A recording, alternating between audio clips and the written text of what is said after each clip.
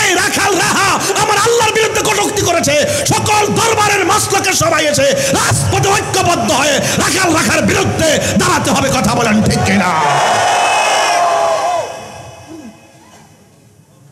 আজকে আমাদের মনটা খুব ভালো আছে, কারণ নবীর প্রেম যার অন্তরে থাকে সে কখনো গোমরা হয়ে থাকে না।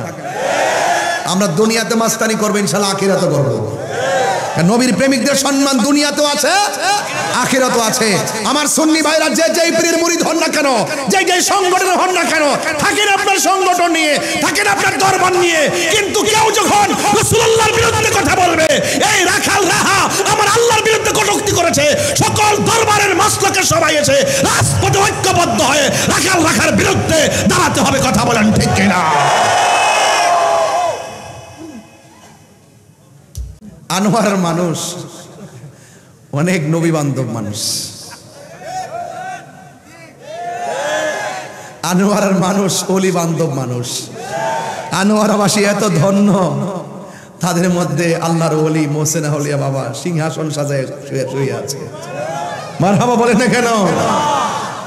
আহা আল্লাহ আমার চন্দনাশ তো আছেই, মহেশকালী, বাঁশকালী, কর্ণফুলী,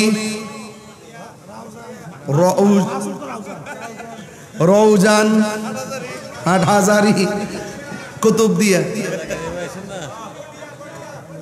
ফুট্টা, পটিয়া, বাঁশকালী কইছি। মারহাবা জোরে কোন না কেন? আলহামদুলিল্লাহ। তবে যাই হোক, আমি যে কথাগুলো 1.5 ঘন্টায় বোঝানোর চেষ্টা করেছি, ওয়ারাফানা নবীর প্রেমে যদি মজে যা 1,24,000 পয়গাম্বর নবীর শান বলতে বলছেন, তো আমি একটু স্মরণ করাই দিচ্ছি আপনাদেরকে। যে সমস্ত নবীগণ আসমানি কিতাব নিয়েছেন তাদের জন্য একটা নির্ধারিত সেন্টার ছিল, জায়গা ছিল। কিন্তু আমার নবীর উপরে যে কোরআনটা নাজিল হয়েছে, নবী যদি গুহায় ছিল, জিবরাইল আলাইহিস সালাম কোরআন নিয়ে গুহায় গিয়েছেন। নবী যদি ঘুমে থাকতেন, জিবরাইল আলাইহিস সালাম কোরআন নিয়ে ঘুমে এসেছেন। আমার রাসূল মক্কায় কোরআন মক্কা, নবী মদিনায় কোরআন মদিনায়। সংক্ষিপ্ত কথা হলো, ও জিবরাইল, বন্ধু যেথায় তুমি কোরআন নিয়ে যাবে সেথায়। এটাই তো নবীর শান, আর কি চান? এই সূরা থেকে কি বের করতে চাচ্ছিলাম? এটাই তো নবীর শান, নবী যেথায় কোরআন সেথায়। এই সূরার ফজিলতটা আরেকটু দেখেন। এই সূরার ফজিলত আরো অনেক আছে। অনেকের গায়ে ব্যথা হয় না, হয় কি না?